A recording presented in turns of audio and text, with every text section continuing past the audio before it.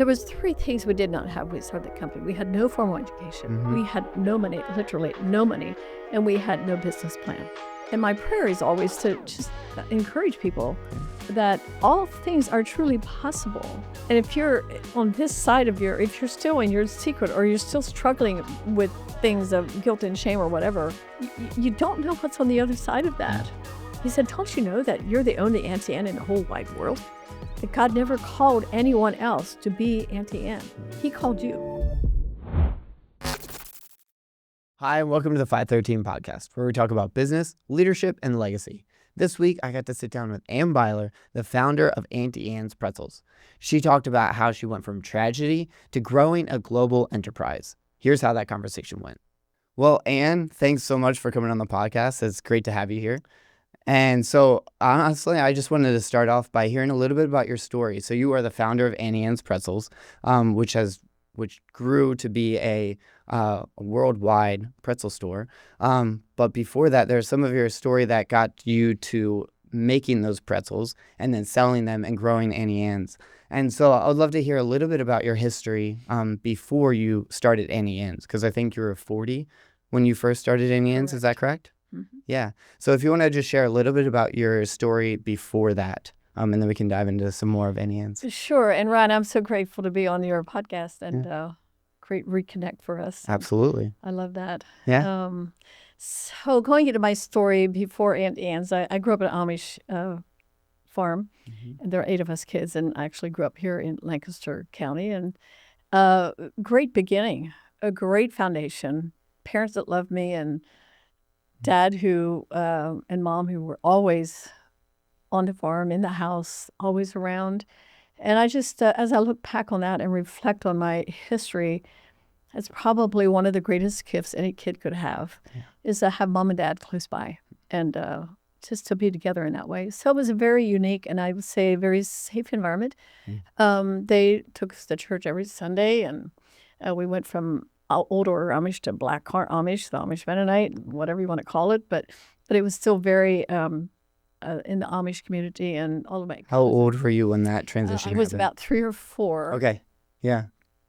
But I remember taking a buggy ride with my grandparents, and so and never leaving that area. Still, all of my many cousins and uncles and aunts, all most of them Amish as we were growing up. So it was it really was a great beginning, and mom and dad teaching us what they did takes us to church, Bible school, Sunday school, and learning all the Bible stories, and and so really my theology was shaped. Nobody really I didn't even know what the word theology was back in the day, but again, I'm reflecting a lot these days. There's more behind me than there is ahead of me as far as planet Earth is concerned. But thinking about all that, my theology was very, very simple, that life is good and God is harsh. And the reason I believe the God is harsh part is because nobody really said it to me, but I just believe that if I please mom and dad and please God and keep all the 10 commandments and be a really good girl, then life will be good for me, right? And so in my early teens, my goal was always to be a good girl. In my early teens, I met Jonas Beiler, who grew up with a name like that. You just know he grew up in the Amish community, and very similar belief system that he and I both grew up, which was really great for us. Culturally, we were of the same mind. We met in a youth group setting, and married at a very young age. And I was 19 when I got married. And as little Amish girls or Mennonite girls, it's okay to get married young and think about all I wanted was to have a family and grow up in a similar environment that I had grown up. It was very culturally normal to get married at a young age. Exactly. Yeah. And the good part about that is I was a grandma at 48, and I had still lots of energy. Yeah. I could play with the grandkids. It was so much fun. Absolutely. Yeah. So anyway, in that environment, then Jonas and I had two little girls, and we were, at that time, we had gone from Amish to Amish Mennonite to building a church in Lancaster County, a charismatic church. And so we'd been around the block spiritually, and so we were in this new environment of just having a deeper relationship with Christ, and youth pastors in this startup church and ever growing church. And I think at that point I thought I had maybe I had arrived. I'm not sure spiritually, but it was such a different world spiritually than what I had encountered previous, and so. I was a good girl. I was a good wife. Jonas would say that. And I loved being a mom, and life was exactly what we thought it would be, And all of that changed in a second. Tragedy and trauma happens. It's one phone call away, really. Yeah. And so it was on a Monday morning, and our youngest daughter, Angela, was 19 months and 12 days old. And we lived on the farm, and between my mom and dad's house, and we lived in a double wide.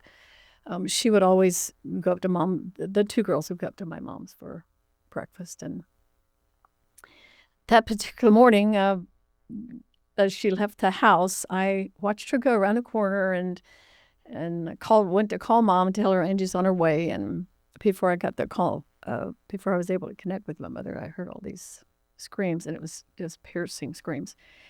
And I knew in that moment, I knew as the mama heart, we feel, we know a lot about our kids. Even when they turn 50, we still feel them, right? Yeah. But at that moment, I knew she was gone. Anyway, that was really the beginning. And my sister drove over her accidentally with a bobcat. And Angela was killed instantly. I knew where Angie went, and I knew that as she was making her ascent into heaven, I began my gradual descent into a world of spiritual confusion. I'm a good girl, and the question we all ask, why? Yeah. Why did you let this happen? Yeah. God. There's really very often no answer for that, but it's what most of us do when we face difficult times. And there were no answers, and Jonas and I, who had been very close and very involved in the church, youth pastors, and we just began this distance between us because we didn't know how to talk about our grief. And you never taught how to grieve something like that. Never. Yeah. And I think it's still very common, Ryan, that people don't know what to do, how to comfort those who are grieving, and the grieving don't know how to talk about what they're feeling, and it's a very difficult time. Yeah. So it was during that time I began to pretend that I'm okay because I really felt like I had to be strong spiritually. I don't know, but I didn't want to be sad, and so I pretended everything was okay. And in time, I was very discouraged because I thought I should be able to get beyond that. I shouldn't be so sad, and I began I felt like I was dying a little bit more every day on the inside, but nobody noticed. And I love the quote that says, the tragedy is really not in dying, but it's what dies inside of us while we live. And I think that's a very common, it's what begins to happen to us as long as we just try to keep everything inside. Mm-hmm. And so I began to die just a little bit every day, and didn't understand that fully at that time. But the result of that was I continued to go to church, and my pastor invited me to see him, to come talk to him. And I was like, wow, sure. I didn't know I could talk about it, but I went to talk, and we talked. But at the end of that conversation, he took advantage of me physically. Growing up in the Amish culture and in my whole, upbringing, I didn't know exactly what that meant or what he did was. I knew it was not okay. And I remember leaving his office, and I realized I will never tell anyone what he just did to me, because who would believe? And my only option was to keep it secret. So I don't take responsibility for the abuse that happened that day, but I do take responsibility for the choice that I made to keep a secret. And that was the thing that secret became my stronghold. I mean, it's what kept me in an abusive relationship with a pastor for almost 7 years. Wow. The darkest years of my life. Here I am, this good girl. Mm-hmm. And at one point, the things that were done to me, I just knew that what I was taught, I just knew that I had crossed the line. And that was so disheartening for me. And I felt like there was grace for the whole world. I believed in Jesus, and I believed in God, and I was still going to church and singing my heart out when I'm with the congregation. And Amazing Grace, that's great for you now, but for me, there was no grace left. And that was really the time in my journey that I just felt like life was over for me. By that time, I was about 34. Okay. And it felt to me like suicide. Taking my life seemed to be easier because I contemplated that twice. Than to tell anybody my secret. It was my stronghold. My secret was my stronghold. And I love the quote by Dr. Richard Dobbins. And he says that Satan builds his strongholds in the secrets of our lives. And then he reinforces them by silence. Don't talk about it. Whatever you do, don't talk about it. But when I break the silence, then I break the stronghold. That's my story.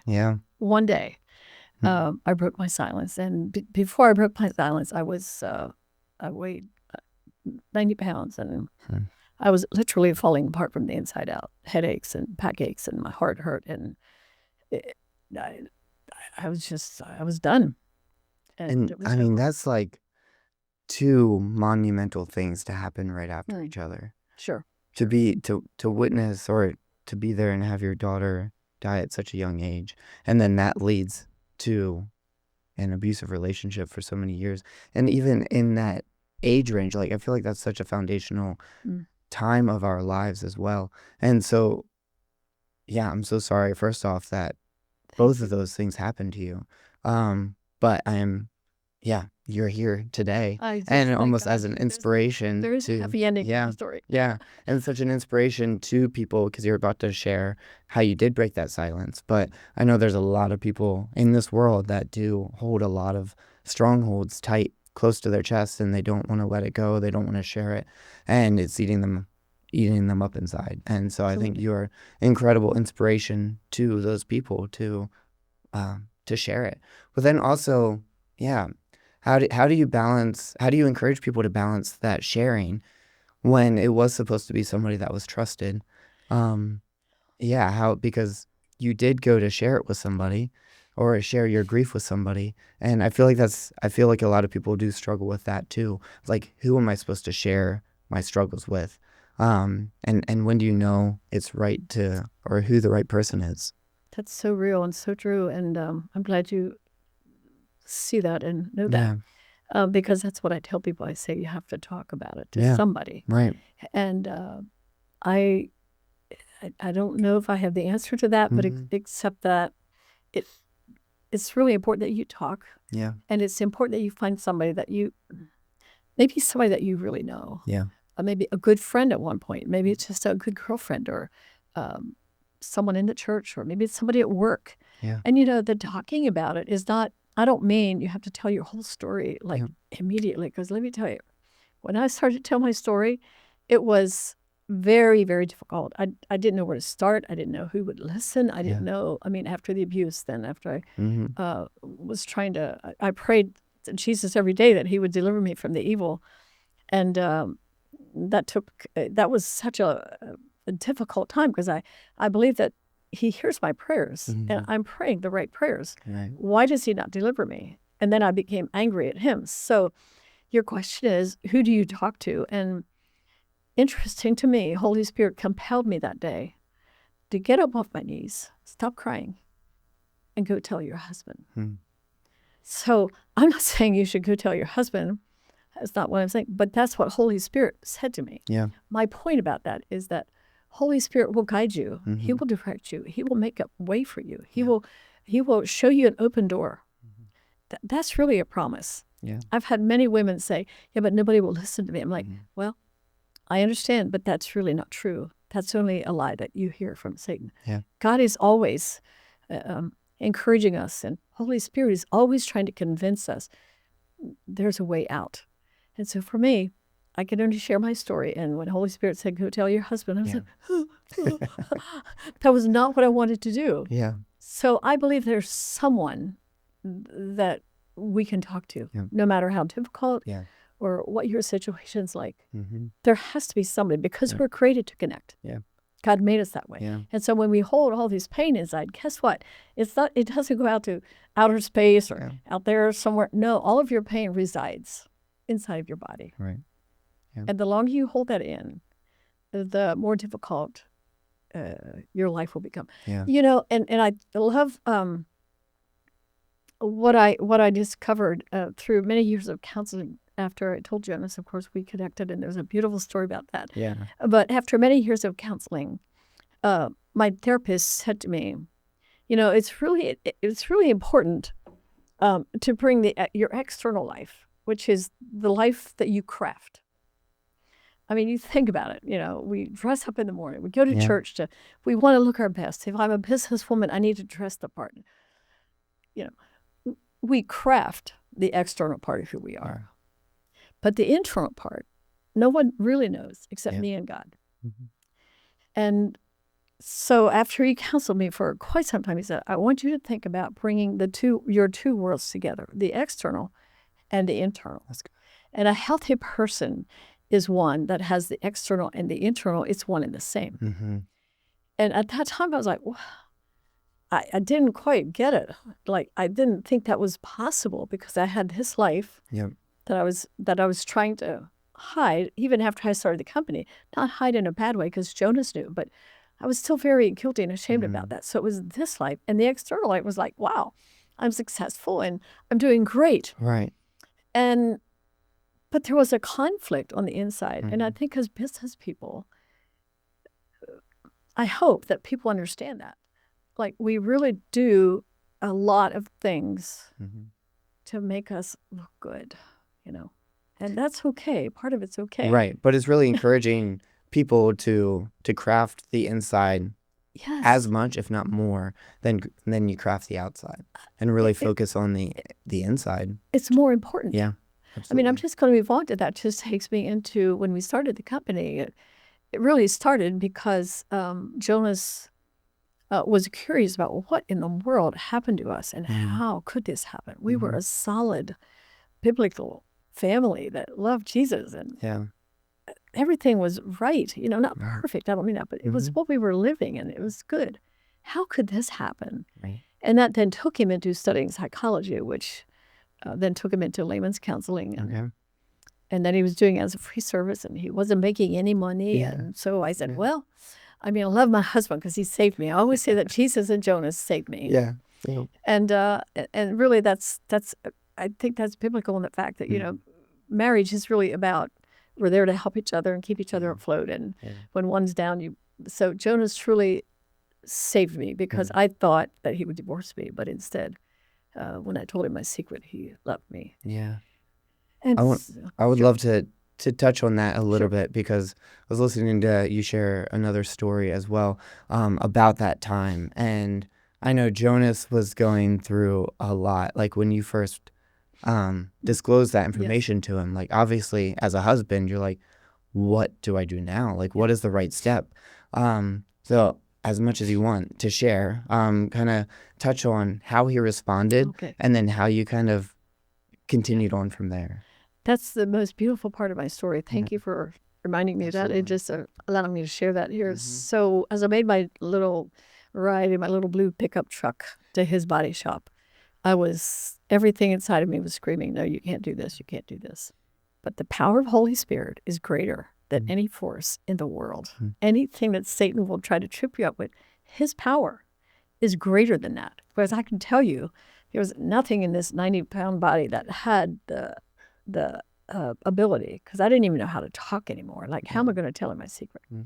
And so when I get there, he met me at his office door, and it was the hardest thing I've ever done in my life.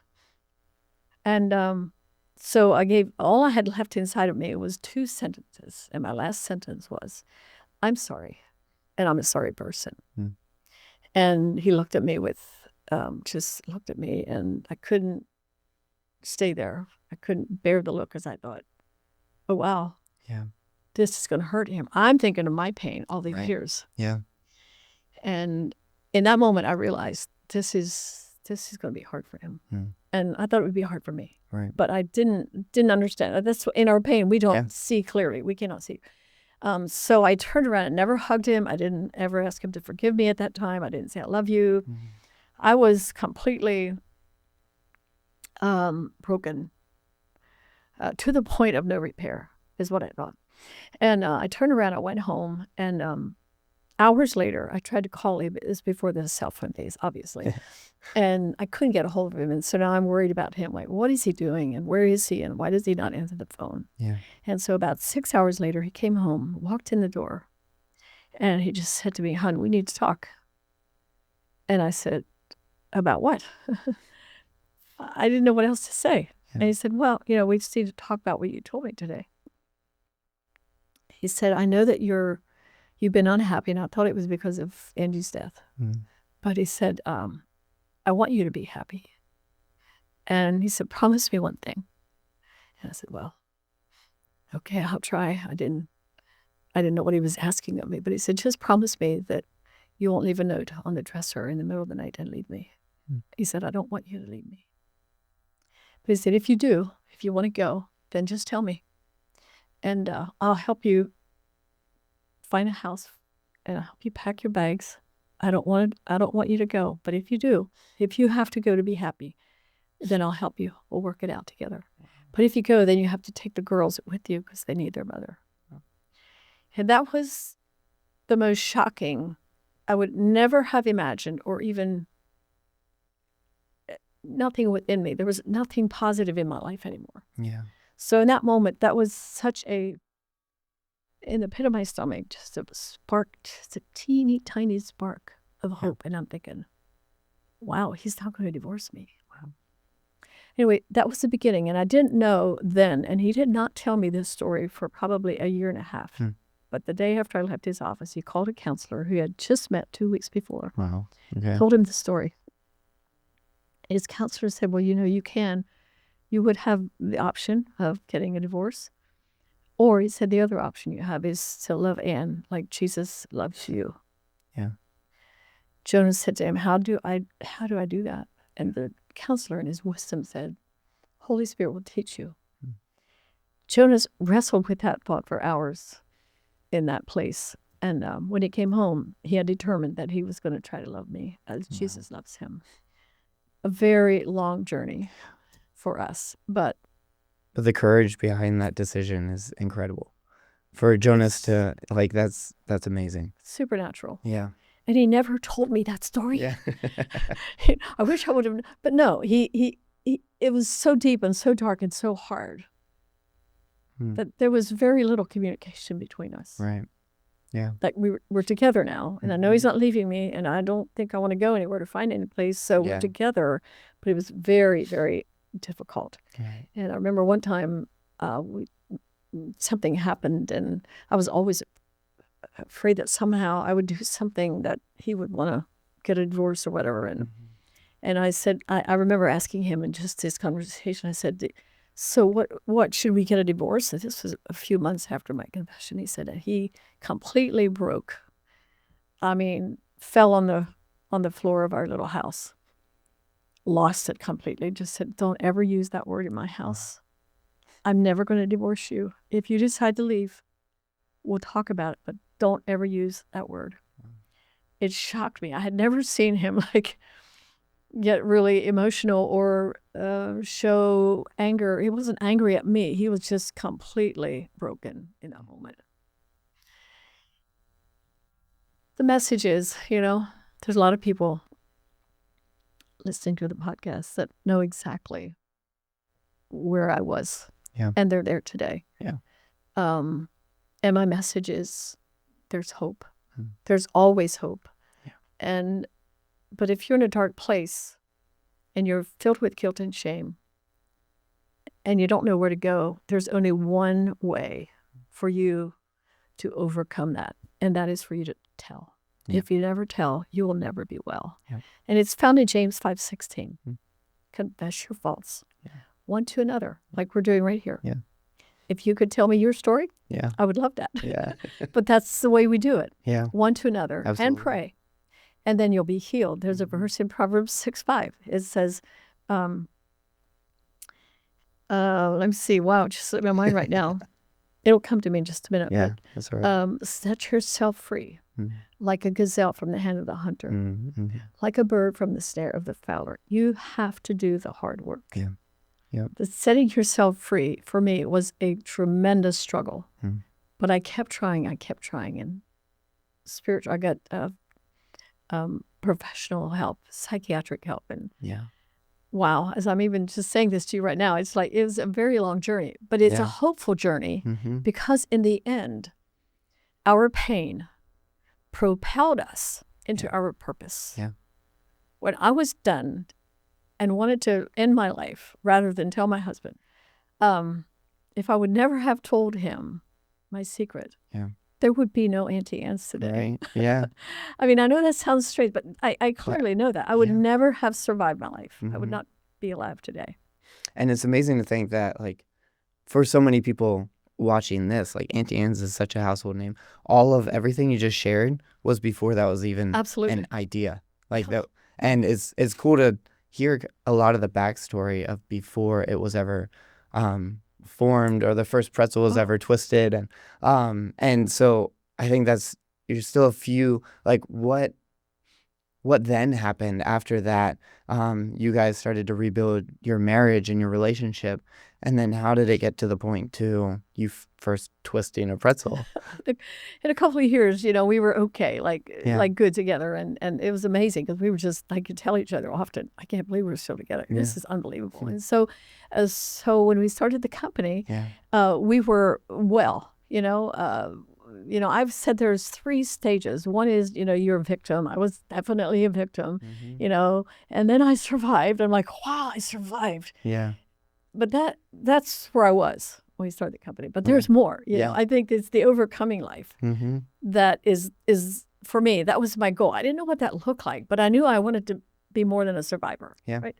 And when I was surviving, I was like thrilled, like, hallelujah, I'm here, and now we're doing the pizzas, and Jonas is counseling, and I'm going to work to pay the bills, and it's more than we ever dreamed. And I'll never forget when we started the company, as Jonas then perfected the recipe. We bought a little market stand in Damingtown, and he perfected the recipe there. And after a few months of trying things, and finally we came up with the Auntie Anne pretzel. And were you selling them yet? We were selling. You were selling them at the stand. We were selling at the stand, but it was a pretzel stand that was already selling pretzels. Okay. And so we just did what they were doing. Yeah. But they were just not good pretzels. Yeah. and I, as a baker, as a kid, I always did the baking, and so I knew, because nobody was really buying the pretzels. You know what I mean? So that was kind of good indication we need to do something. So, and I didn't like them. Yeah. And so when the pretzel was perfected, the first tray out of the oven, it's like. It was like an altogether different pretzel. And Jonas and I were the only 2 in the store that morning. Yeah. And I like to say, the pretzel was the bread of life. It's really the bread of life. And it gave life to millions of people around the world. Yeah. But in that moment, it was just Jonas and I. And the recipe had just been perfected. And we stood there and tore the pretzel apart. And I often said we broke bread together in that moment. It was almost like, wow. How can this be? Yeah. How can this be? We were so happy to just be there, breaking bread together, never thinking that there was more. All we knew is that God had redeemed us 100%. Wow. And as we began to get so busy, and people wanted to do Auntie Anne's, and we're like, no, we don't want to do Auntie. They wanted to buy pretzels and sell them like at the baseball games in the neighborhood, in the communities. No, it can't work that way. It has to be a fresh, hot, golden brown pretzel. So anyway, people just ask us. Before we dive into that, I would love to. So I remember hearing previously of why we didn't touch on why you started making the pretzels at first. So Jonas went into a journey of diving into counseling, correct? Like, he wanted to be a counselor. You guys started to see your marriage redeemed, and you were like, you want to help other couples find redemption or grow their marriage. And then you started making pretzels. Can you share a little bit about that journey before you actually, and what made you start selling pretzels? Yeah, well, I just wanted to, I honored him. And from the day I told him my secret at that little body shop, Yeah. that never left me. When he came home that night and we had that mini conversation, that was the beginning. That was the something about all of that just gave me life. And I just couldn't believe that Jonas Beiler would love me without making me feel guilty. Never once did he blame me. And we didn't even understand at that time fully the use of spiritual power. We were starting to understand, but really didn't fully understand the implications of that. And so when he saved me, I would often just thank him for keeping me, for saving our family. And so when he was doing all this marriage counseling as a free service, and he was busy 5 days a week. And so he was counseling for free. Oh, like yes. He wanted, yeah. That was a passion of his to be able to provide that as a free service. Absolutely. Yeah. And he knew in the Amish, the Mennonite culture at that time, that people don't want to pay for. I mean, pastors weren't even paid, right? So he just felt like culturally the right thing to do was to just give people his service.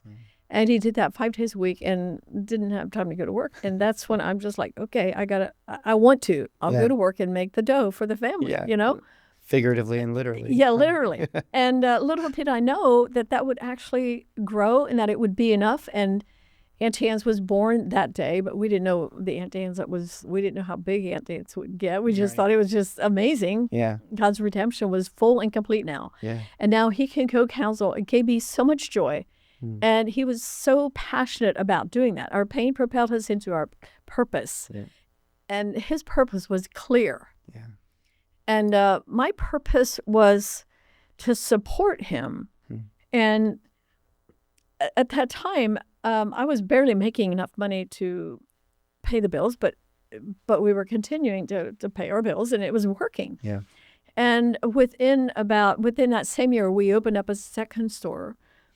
And now we're making money. We're actually starting a savings account, and he is still doing what he wants to do and doing counseling. And Auntie Anne's was created to give. And we didn't know what that meant, but we knew that early on that Auntie Anne's was created to give.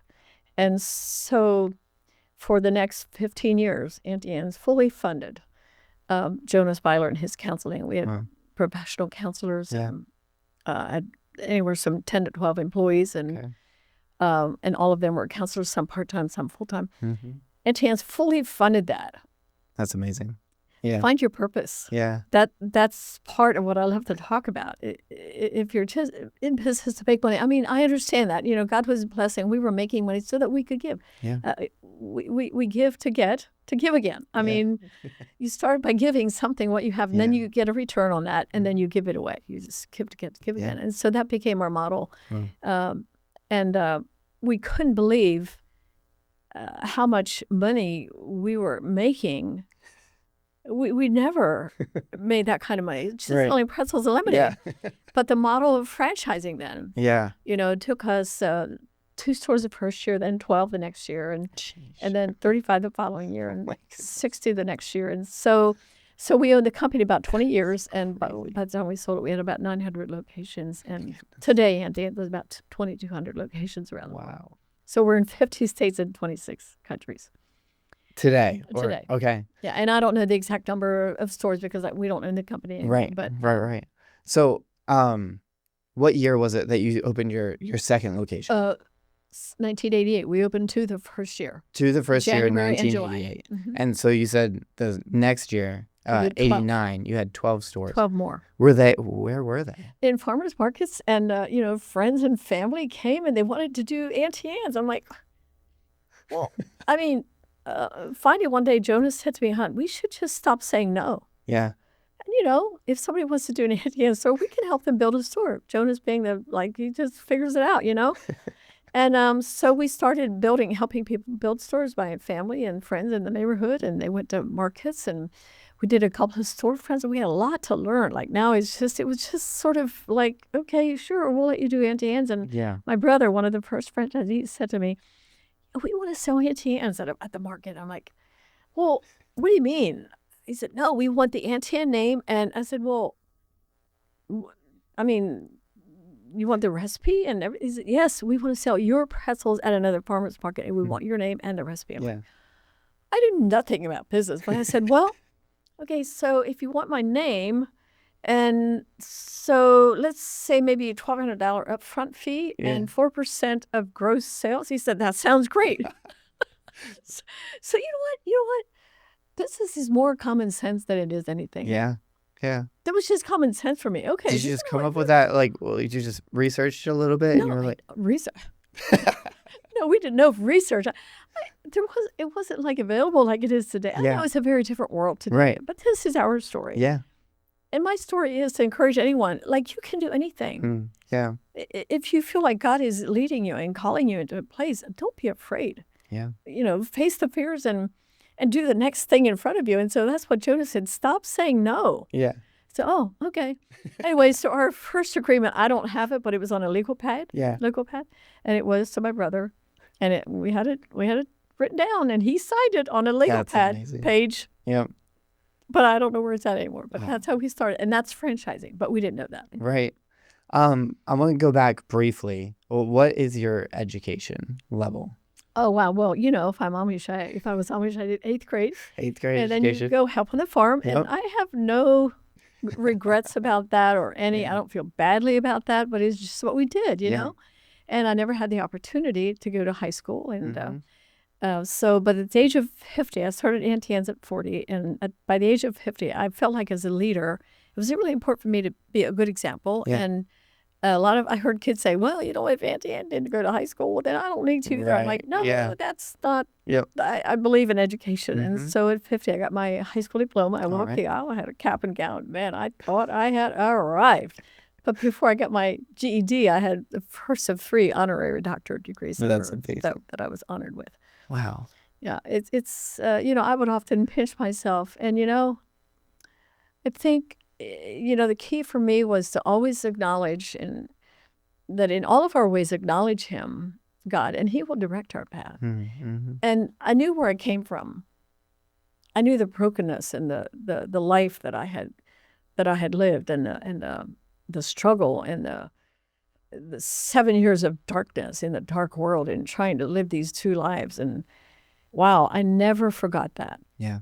And that's why I like to tell my story, because every time I tell my story, I remember how good God is. Yeah. It's amazing to really think about all of that and tell that story time and time and time again. Yeah. And my prayer is always to just encourage people that all things are truly possible. And if you're on this side of if you're still in your secret, or you're still struggling with things of guilt and shame or whatever, you don't know what's on the other side of that. Yeah. And you don't know how much is holding you back until you release it, let it go, and see where you can go. Yeah. Well said, release it. And I think that very often, we want to do everything but tell our secret. So what we do is we get addicted to sex and drugs and alcohol to make us feel a little bit better, just something to make me feel good for a little bit. And then it becomes a habit that you can't break. And, even workaholics. I mean, people sometimes are proud to say, I'm a workaholic. Yeah. I'm like, okay. Right. Well, you got to find the path you're on. And yes, it takes a lot of hard work and discipline to be successful. And I truly understand that. But we have all these vices. We become obsessed with, fitness or ministry. I had a lady that shared her story with me many years after I discovered the truth of telling my story and being transparent about my life. And oh, wow, the freedom and the light. I went from darkness to light. I mean, I grew up in the light, went into this deep, dark place that I thought I could never get out. Yeah. And ended up in this amazing light that I had no idea. Began to tell my story and encouraged other women to tell their stories. And a story that was one of the most profound stories. I've heard many. And this lady was a missionary and had been abused by her father as a pastor for all of her adult life. He was a pastor. And she ended up being a missionary, had a family far away, halfway around the world, and had 6 children. And as I was beginning to start my classes with storytelling, she ended up coming to this class. This woman walked into but her secrets, her strongholds, I can't talk about this. I mean, was killing her, literally. Walked into the class like a zombie, like a shell. I mean, I didn't know her. Had no idea who she was, but it was just like a shell of a woman. I recognized her. Yeah. And anyway, and she told us her story. And so that's why I say there are many things that we do to keep our secrets and just try to serve God and be the best person we can be, thinking it's spiritual to hold all these things in our heart. Right. But it's really a stronghold. And this woman, after telling her story, unbelievable story she had, and just opening up, and she does women's conferences now, sharing her story wherever she goes. That's amazing. Yeah. Secrets is one of Satan's greatest lies. Yeah. Is one of his greatest lies. Don't tell. Yeah. As such an inspiration to so many people, encouragement to so many people. But I also think it's beautiful to hear that you got your honorary or your degree at 50, but to go and start Annie Ann's and turn into a global brand, more or less, without a high school degree. And now that doesn't excuse anybody. You shouldn't skip high school for that reason. But it's a beautiful example of what God can do. Yeah, what God can do. Hard work and learning as you go. Like I talked to a lot of business leaders that similar, don't have a formal education. Some don't have a high school education, but they just learn as they go. They work hard, for sure, and they figure it out. And it's like that mentality of I'm going to figure this out. We're just going to do it. Like exactly. And you bring good people around you. You Yep. know, there was 3 things we did not have when we started the company. We had no formal education. We had no money, literally no money, and we had no business plan. Yeah. And for a while, Ryan, I focused too much on that. And I was intimidated by everybody who's around me. They know more than I do. They have more money. They got more business, more education, all these things. I'm like, I want to be like they are, right? Yeah. So focusing on what we don't have is there's no way to go. I mean, you don't grow from that. Yeah. And at one point, Jonah said to me one day, I was kind of whining and complaining about all these things I don't have, and I wish I knew more, and I wish I could blah, blah, blah. But I had great people around me. These are the people. All the Auntie Anne people, they were the people that grew the company. Yeah. I mean, seriously, not me. But we began to focus on what we did have, and what we did have was great purpose. Our pain propelled us into our purpose. Number 2, we had a great product. Yeah. Better than the best. You kind of believe in your product. And number 3, we had great people to take the product to the market. Yeah. And that is a winning combination. And I would say that every company has to have those 3. Yeah. Great purpose, a great product. If you don't believe in your product, that's sad. Great product, great purpose, great product, and great people. And I think the great people is really the message. Yeah. They are our greatest asset. If you don't have the right people and the great people who believe in your mission and your values and your culture, and you train them to become ambassadors for you. Yeah. You're never the boss. It's not about that, but you bring people around you that can take the product and your message and your mission. Yeah.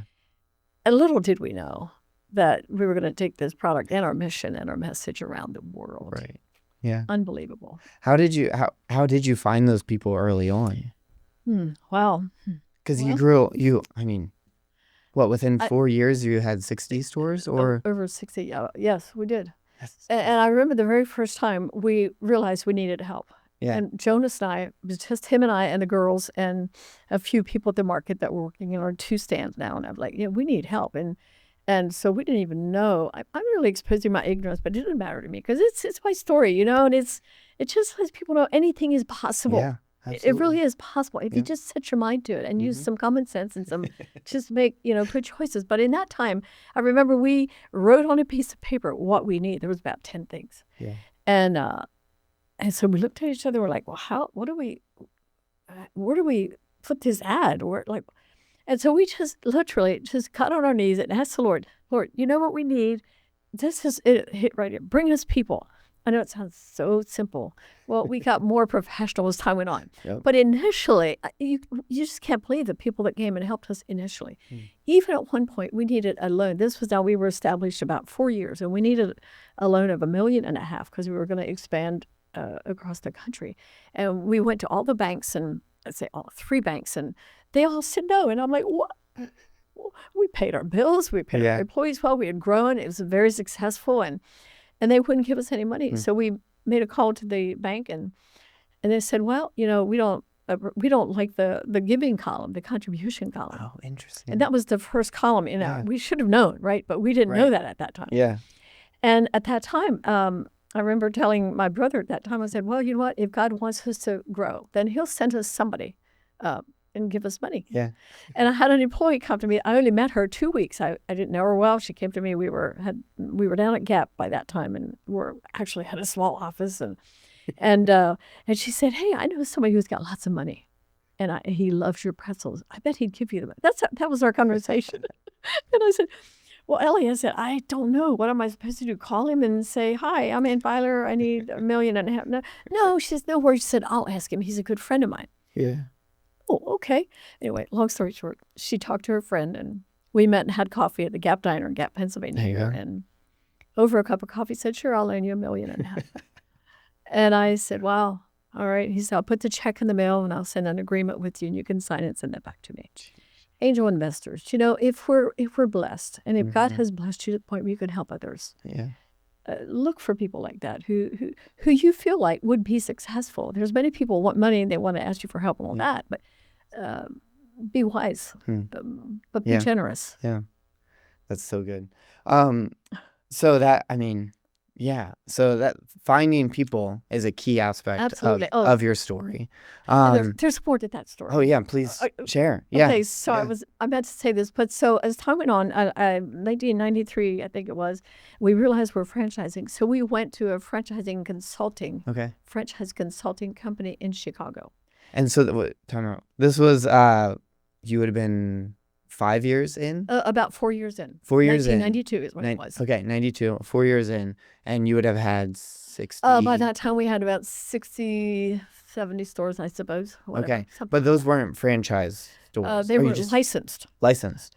So, but that's our problem. Okay, so it wasn't an official franchise. No, it was we didn't a different setup. So then you approached a franchise because company. My brother read an article about franchising. Yeah. He said to me, Anne, we're franchising. And I was like, no, we're not. We're licensing. Yeah.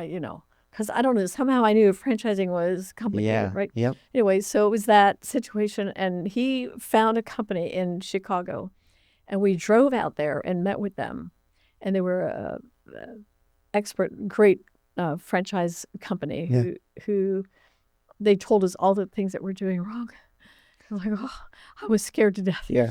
Number one, you need a UFOC if you're going to do business in any other state. We were already in 5 states. Okay. And very long story. It's in my book, but Overcome and Lead. But they eventually, we had that meeting, and they sent us a UFOC document of 225 pages. Up until that point, we had like a 15-page agreement or something like that. And so we put a hold on all of the interested parties and brought all of our franchisees in, our licensees in, and told them what's happening. And at that time, we could have been fined thousands of dollars in every state that we were in, but we called the powers that be in every state, and we told them what we did, and we didn't have one fine. And wow.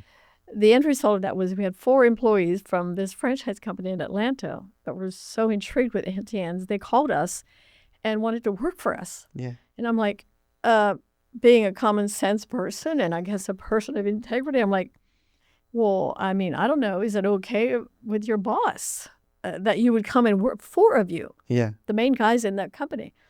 And they said, oh, yeah, he's fine. I said, well, I think I should call him. And so I called the owner of the company, and he said, wow, thank you so much for calling me. I said, I told my guys they're free to come and work for you because they were at a very bad time in their business, which I didn't know.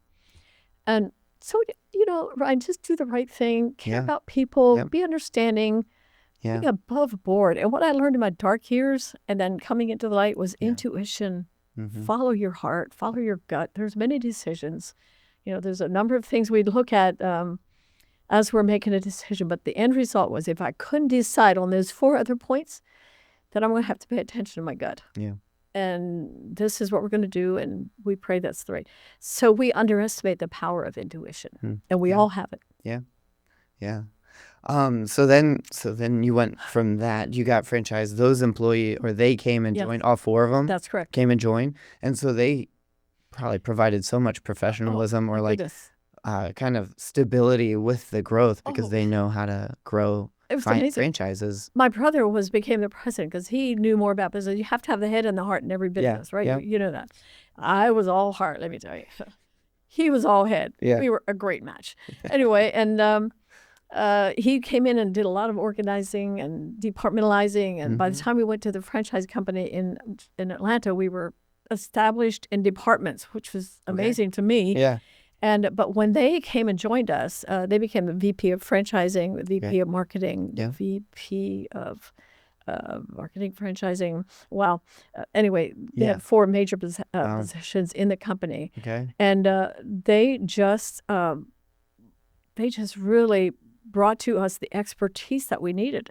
And so I think a startup company very often is, I don't know, I just want to do this, right? We have this passion, this vision, this something that we just want to give to the world. Yeah. And we start out with all this, and we're all the things. Like, you got to be everything when you first start. Right. And the other part of it for me, Ryan, that really helped me as I was growing the company was I was a little Amish girl still in myself. I just saw myself as a doer, and I didn't even see myself as a manager, but sort of I guess I am now because I'm starting this company, and I guess I'm a manager. And but I always felt torn between managing the people and being out with the people and being influenced more. It was very confusing to me. So we had a convention, an Indian convention. The year was 1994 or 5. And the speaker spoke about the difference between leadership and management. It's called There Is a Difference. And I wish I could read that to you, but I can't. Yeah. But if you go online, the title of it is There Is a Difference. Yeah. And you'll find it online. Yeah. And it's a difference between management and leadership. Well, this speaker was reading these like 10 different points off. And I'm like, well, I'm not a manager. What? I'm a leader? I'm not a manager. As he was... Yeah. Well, by the end of that speech, I knew I was not a manager. I am a leader. It's not a right or wrong or good or better. It's not. It's about what is your gift? Yeah. Are you a manager or are you a leader? And I think it's really important as entrepreneurs. We don't even think about that. Right. Like, I'm just going to do this, right? Yeah. But early on, if you can understand, it would have saved me. I know my employees were like, whew, relieved when I discovered I'm not that, but I'm a leader. That's helped give you a lot more direction and confidence in what you felt like you needed to do. Yeah. And then that was more natural for me. Right. Yep. I didn't know the difference, but as I began to lead, I realized leading is influencing, and it's vision, and it's guiding, and helping people to see clearly what you're trying to do. Vision. Yeah. Anyway, when I started doing realize the difference, I really just felt the wind beneath my wings, and I just was able to soar. and the management part of it was amazing. And we began to teach that as well in our whole company. And I believe still today, I think there's many leaders in management position and many managers that should be in leadership positions. So it's really important to know which one you are. If people want to look that up, it's called There Is a Difference. There is a difference. Okay. Yes. Yeah. Can you touch on comparison? Because even it sounds like in those first 5, 6, 7 years, it was still easy for you to compare to other companies and not feel like you're doing it right, or not feel like you're growing fast enough, or whatever it is. But looking back, the how fast you're growing is incredible. So and I know even nowadays in the social media culture, it's so much. It's even easier to compare to other people in the creative world, business. And can you touch on that, how that affected you and how that impact, or how you overcame that, or continuing to overcome it? So comparing is you put a lot of energy into that. Wasting time and energy. Like, I'm looking at this company, or I'm looking at this person, I'm looking at that person. Like, if I was like that, then I could be or do or whatever. Yeah. Comparing is the Bible says, he that compares himself with other people is not wise. Well, so then how do you become okay with who you are? Right?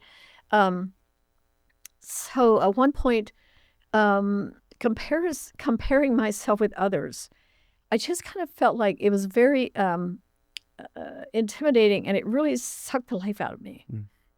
I know I can't be that. I mean, it's one thing to look at someone and you're encouraged or you're influenced by them, or like you have this model person that may be your mentor or someone that speaks into your life. That's even healthy. Inspires you to absolutely that's do better. healthy. Yep. But to sit back, like look at people, like if I was that way, I could be that.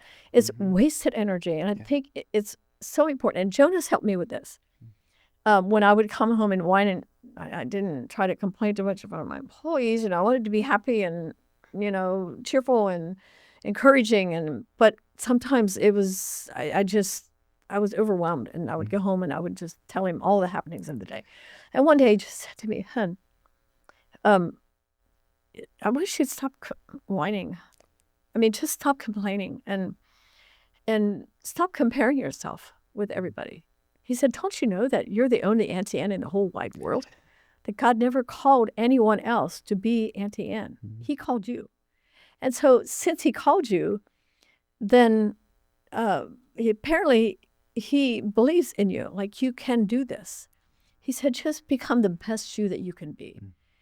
And so I think that's the important part is to know that if you know that you're called, then in that moment, I promised myself, and I told him, "Okay, I'm going to stop complaining and whining. I'm going to do my best, but to be the very best." And he said, "There's not a headhunter in the world that would have come looking for you, but God saw you and he called you. So just be the best you can be." And so I would encourage people that are looking around like, being all nervous about who they are and am I good enough? Or, yes, you are good enough. If you know that God called you, then I began to read books. I started going to seminars. I began to focus on what does it mean to be a leader? I mean, you have to be open to outside information. Yep. And this, again, I think, right, is bringing the exterior and the internal. Begin to grow the inside of you. And, part of that happened to me when God was very clear with me about Auntie Anne's was created to be salt and light. And when God spoke that to me, when I say spoke, I just want to say he interrupted my thoughts in such a way that I'm like, oh, that wasn't my thought. That obviously came from God. And so to be salt and light, I was like, it stopped me in my tracks one day. I'm like, wow. I know this song, This Little Light of Mine, but God, I don't know how to be salt in corporate America. And light. I don't know what that means. Yeah. But really, Ryan, what it meant was the internal part of who I am. It's really about being.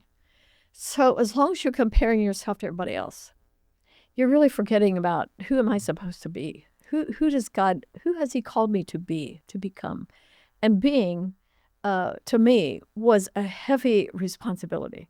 Like that meant, I got to figure this out. What does it mean to be instead of doing all these things out here? To be was, I understood, salt never says a word, but it makes things tasty. Light never speaks, but it makes things visible. So it's a heart condition, and as a leader, that I think what we are speaks much louder than what we say. Yeah. So that became my responsibility. Oh my goodness, I was such a talker. Obviously, I still am, but I was concerned about too many things that weren't really my business or in your control. In my control. Yeah. Thank you. Yeah. Yes, and so being became the journey, which was, I'm still on that journey. Yeah. Yep. And when I look at the model of Christ and how he was and who he was, and wow.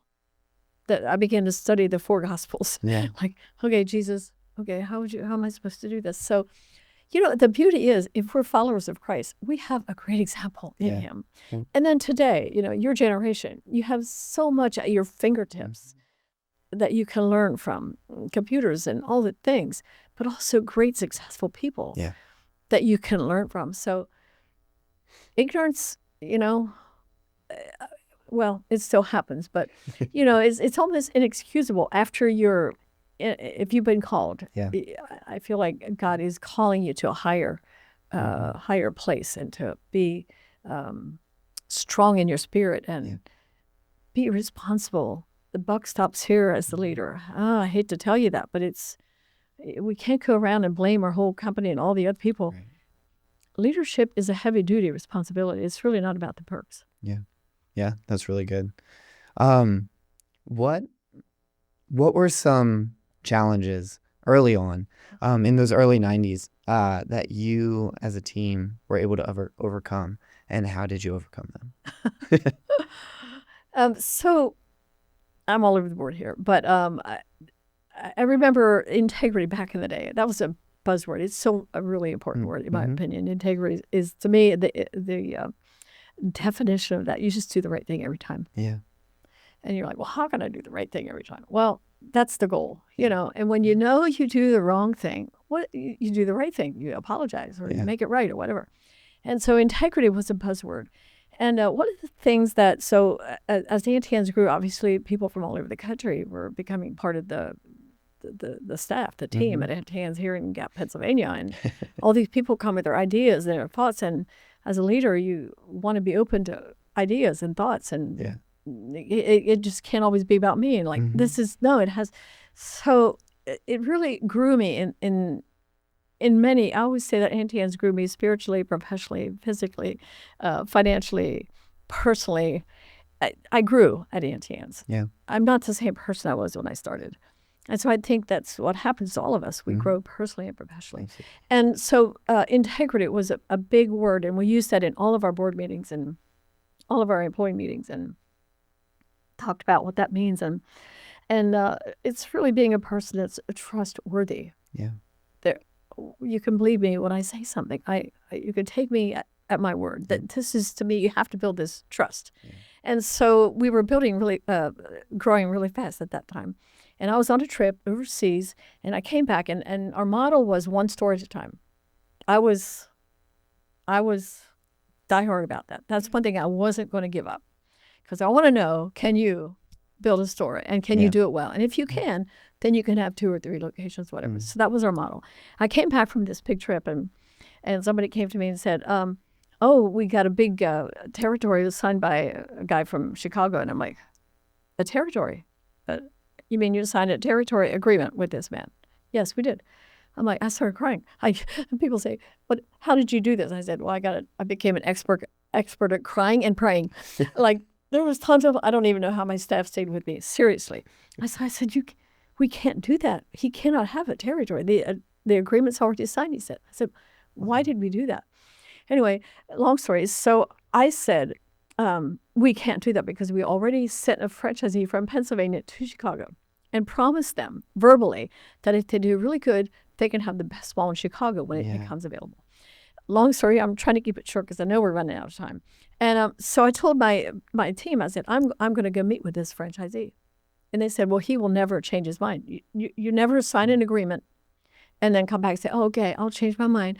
I said, well, maybe he won't change his mind, but I have to do the right thing. Yeah. As a leader, we have to do the right thing against all odds. Not like, oh, I got to, but your heart will tell you. Yeah. And so I got on the plane by myself, and I went to meet this guy who I'd met one time before. Very, very successful businessman. And we met in this amazing business center in downtown Chicago. I'm sitting there with this very wealthy man, and I'm this little Amish girl trying to be professional, and I'm trying to act like I know what I'm doing. I said, hey, listen, I know what happened. I want to tell you right now, I am responsible for what my team, allowed you to do. But the Auntie Anne way is not that way. And I'm coming here to ask you if you have an agreement for 10 or 12 stores.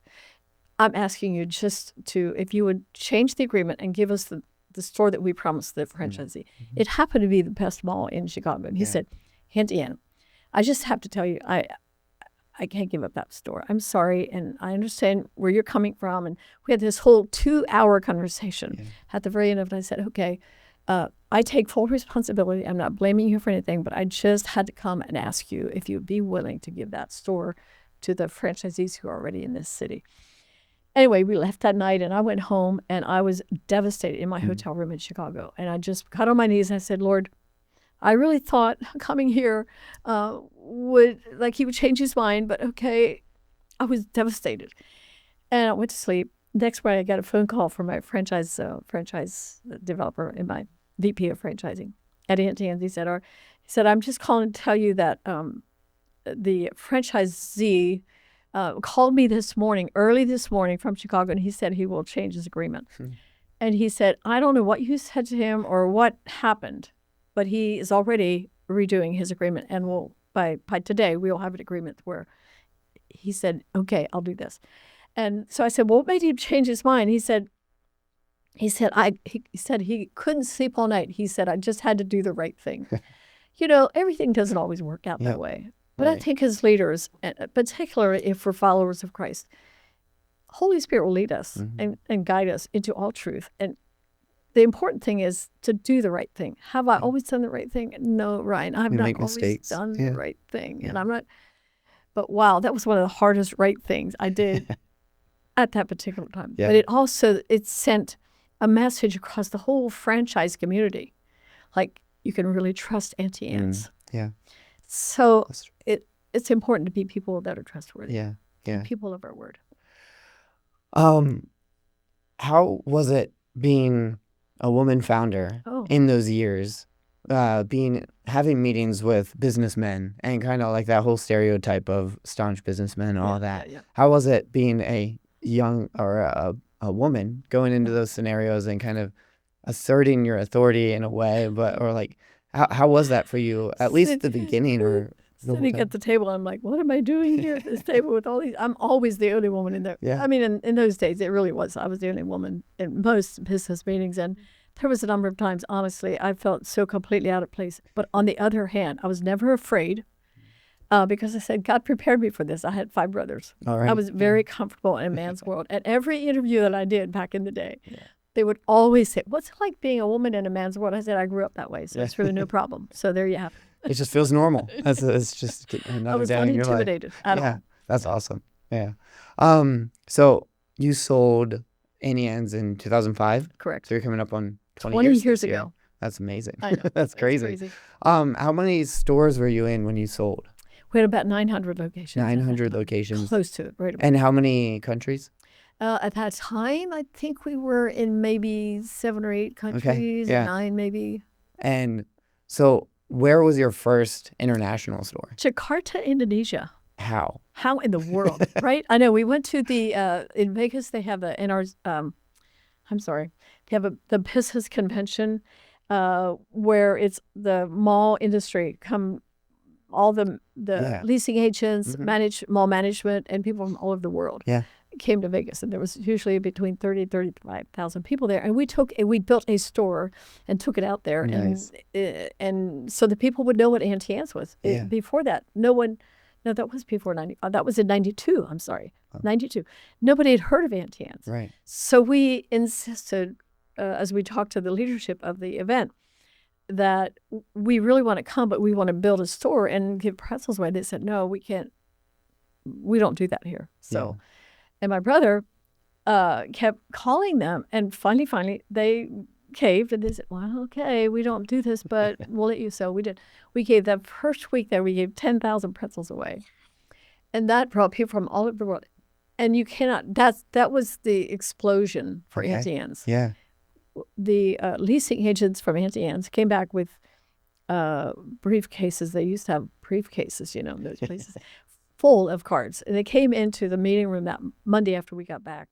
They just dumped all the cards on the table. And they'd been leasing agents for other companies. They said, we don't know what to do with this. We just don't know where to start.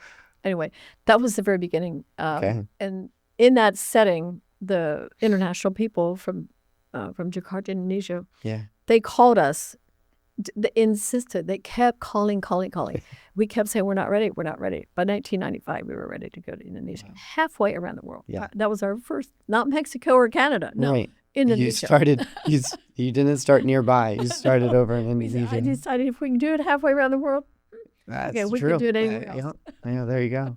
In 2010, I was in Malaysia and had it in Kuala Lumpur in Malaysia. And I was so excited because I was with YWAM. And so I was traveling with a bunch of international people. I was like, Auntie Anne's, this is from my area. I was so excited. And so it was really cool. Were you a part of that Yes, That it one? was Malaysia, Thailand, Indonesia, Philippines. Um, there was, I Yeah. think, 6 countries there. Okay. Wow.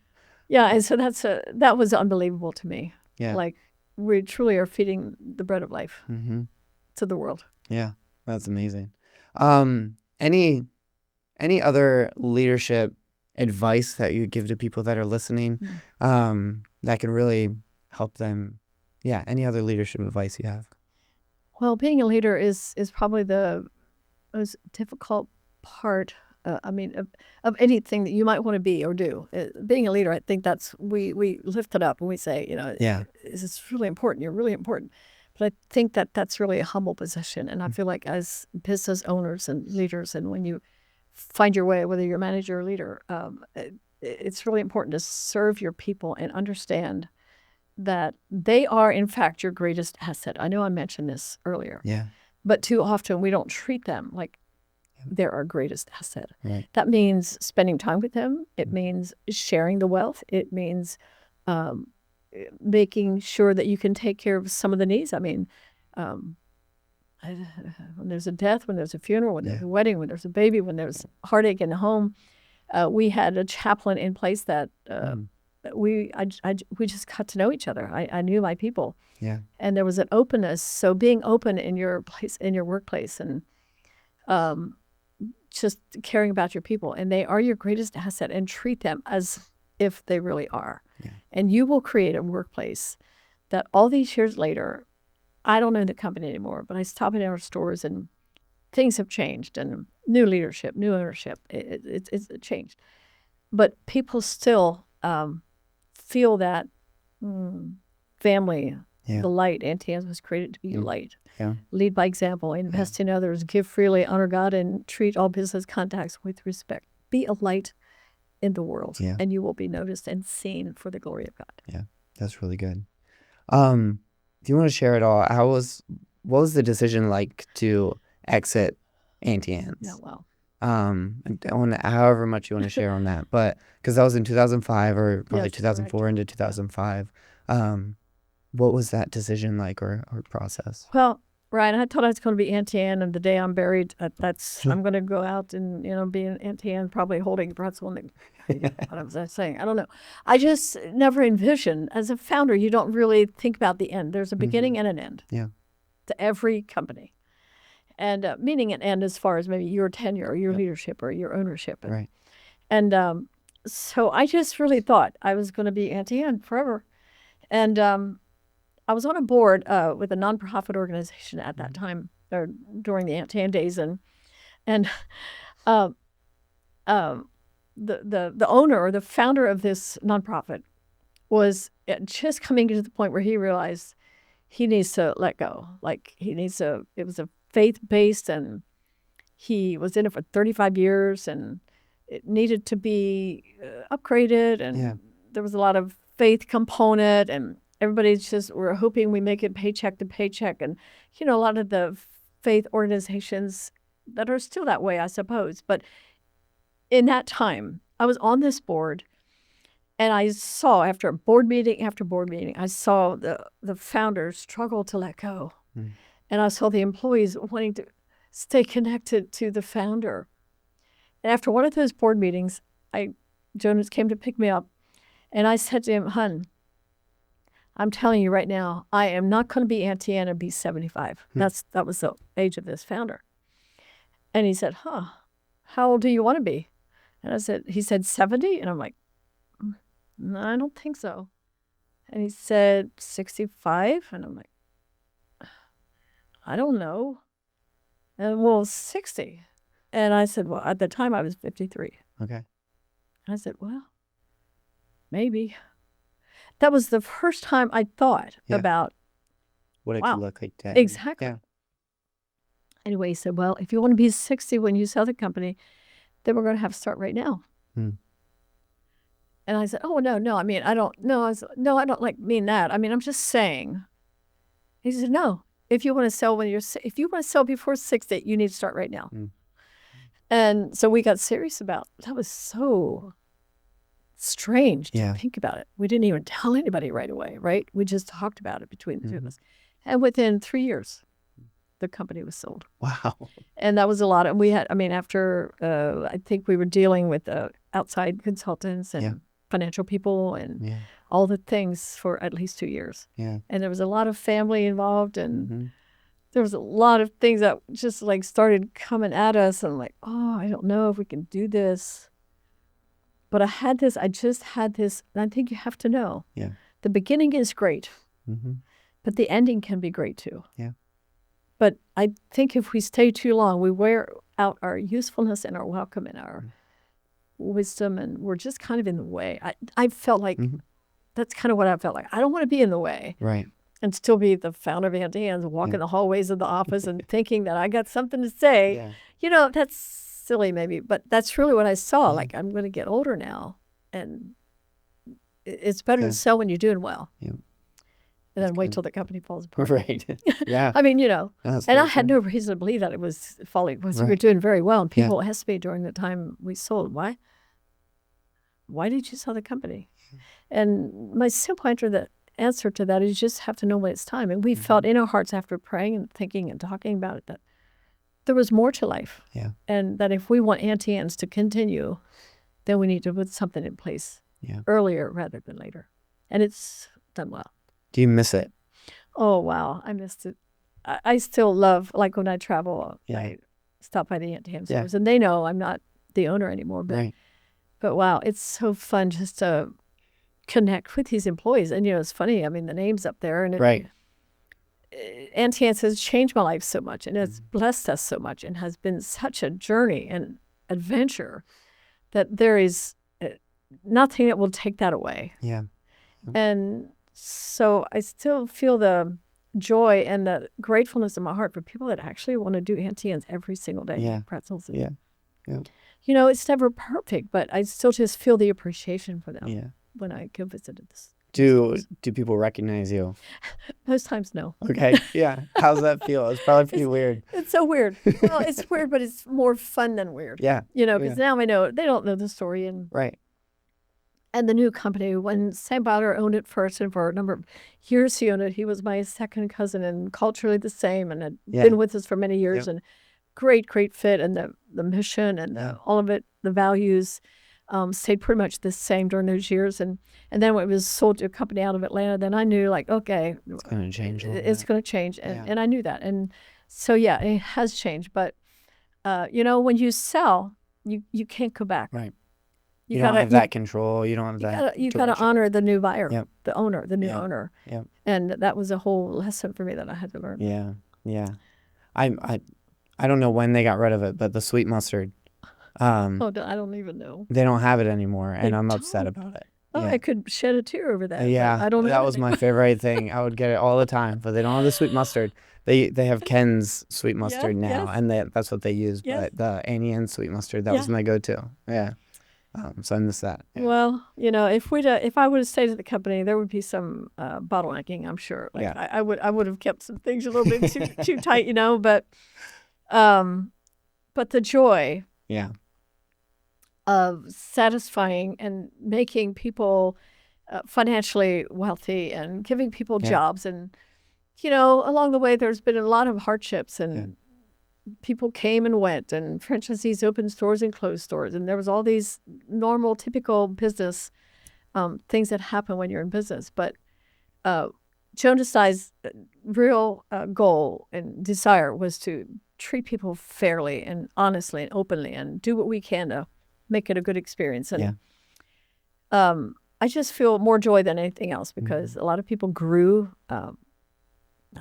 They just grew emotionally, personally, professionally in the company. And I still hear people say that working at Auntie Anne's for a few years changed my life. Well, that's all I need to, that's it. That's enough, That's beautiful. So. Wow. Well, thanks for sharing your story. I feel like I could talk to you all day long, but we should probably wrap it up. What are you up to now? So you have a couple of books. What books do you have? What should people read if they want to hear more of your story? And what else are you up to these days? Well, when we sold the company, it gave me the freedom to write and to speak. and never really saw myself as a writer or speaker. But as I began to grow in that, I realized that sharing her story and just doing what I'm doing right here it gives me life. It's still really purposeful for me, and I still feel the passion of that. And so the books that I wrote 4 books: Twist of Faith, Secret Lies Within, Overcome and Lead. We did a little storybook, and I did a cookbook, and we also did a women's Stories Times 8, which is a class, 8-week class that you can go to. Yeah.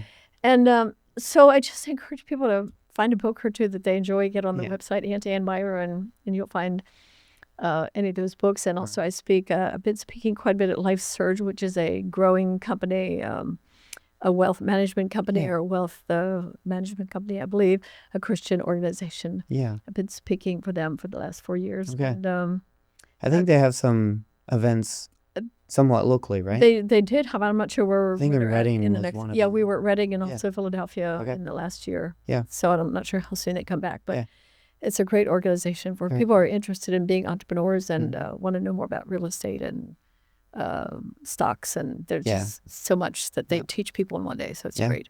And I enjoy that. But I also enjoy speaking at churches or at women's conferences or wherever. If the phone rings, I'll try to make it happen. Yeah. So if anybody wants to have you come speak in an event or something, they can go to your website. Yes. And kind of that will give them inquire information. within. Yeah. Very cool. Well, thank you again, Anne. Thanks for coming on the podcast. Thanks for sharing your story, inspiring so many people, and for, being able to provide a light to so many people in challenging places. So thank you very much. Thank you, Ryan. Yeah, absolutely. Thank you for being a light in your world. I love that. Well, thank you. Hey, thanks for listening to this episode of the 513 podcast. We hope you enjoyed it. If you did, feel free to follow us and subscribe and send this to a friend that might enjoy it.